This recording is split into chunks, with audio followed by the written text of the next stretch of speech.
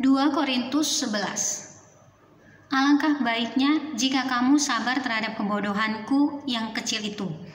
Memang kamu sabar terhadap aku, sebab aku cemburu kepada kamu dengan cemburu ilahi. Karena aku telah mempertunangkan kamu kepada satu laki-laki untuk membawa kamu sebagai perawan suci kepada Kristus.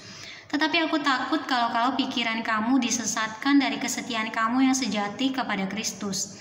Sama seperti Hawa diperdayakan oleh ular itu dengan kelicikannya.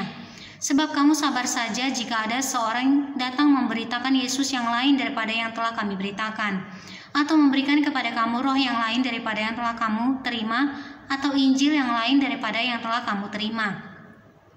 Tetapi menurut pendapatku, sedikit pun aku tidak kurang daripada rasul-rasul yang tak ada taranya itu.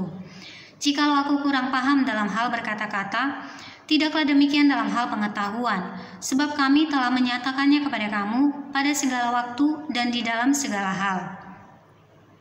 Paulus tidak mementingkan diri. Apakah aku berbuat salah jika aku merendahkan diri untuk meninggikan kamu?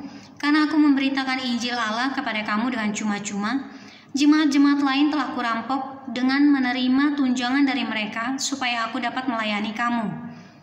Dan ketika aku dalam kekurangan di tengah-tengah kamu, aku tidak menyusahkan seorang pun, sebab apa yang kurang padaku dicukupkan oleh saudara-saudara yang datang dari Makedonia. Dalam segala hal aku menjaga diriku supaya jangan menjadi beban bagi kamu, dan aku akan tetap berbuat demikian. Demi kebenaran Kristus di dalam diriku, aku tegaskan bahwa kemegahanku itu tidak akan dirintangi oleh siapapun di daerah-daerah Akhaya.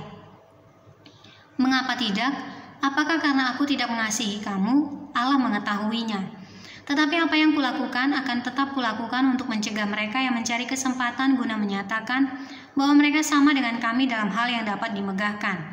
Sebab orang-orang itu adalah rasul-rasul palsu, pekerja-pekerja curang yang menyamar sebagai rasul-rasul Kristus. Hal itu tidak usah mengherankan, sebab iblis pun menyamar sebagai malaikat terang. Jadi bukanlah suatu hal yang ganjil jika pelayan-pelayannya menyamar sebagai pelayan-pelayan kebenaran.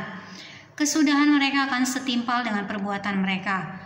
Kuulangi lagi, jangan hendaknya ada orang yang menganggap aku bodoh. Dan jika kamu juga menganggap demikian, terimalah aku sebagai orang bodoh, supaya aku pun boleh bermegah sedikit.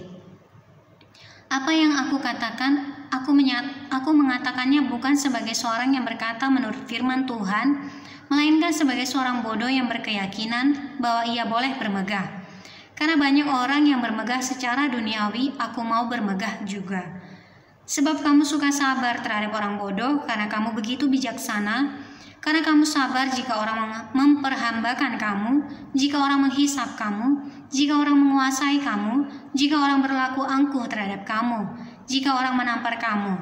Dengan sangat malu aku harus mengakui bahwa dalam hal semacam itu kami terlalu lemah. Tetapi jika orang-orang lain berani membanggakan sesuatu, maka aku berkata dalam kebodohan, berani juga. Apakah mereka orang Ibrani? Aku juga orang Ibrani. Apakah mereka orang Israel? Aku juga orang Israel. Apakah mereka keturunan Abraham? Aku juga keturunan Abraham. Apakah mereka pelayan Kristus? Aku berkata seperti orang gila, aku lebih lagi.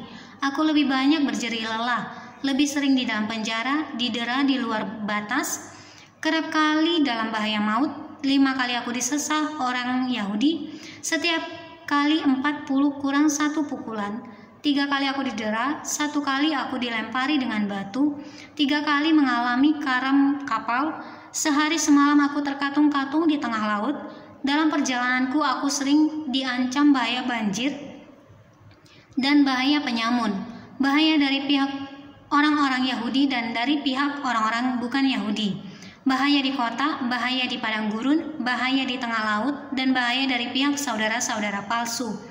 Aku banyak berjerih lelah dan bekerja berat. Kerap kali aku tidak tidur, aku lapar dan dahaga. Kerap kali aku berpuasa, kedinginan dan tanpa pakaian, dan dengan tidak menyebut banyak hal lain lagi, urusanku sehari-hari yaitu untuk memelihara semua jemaat-jemaat. Jika ada orang merasa lemah, tidakkah aku turut merasa lemah? Jika ada orang tersandung, tidakkah hatiku hancur oleh duka cita? Jika aku harus bermegah, maka aku akan bermegah atas kelemahanku.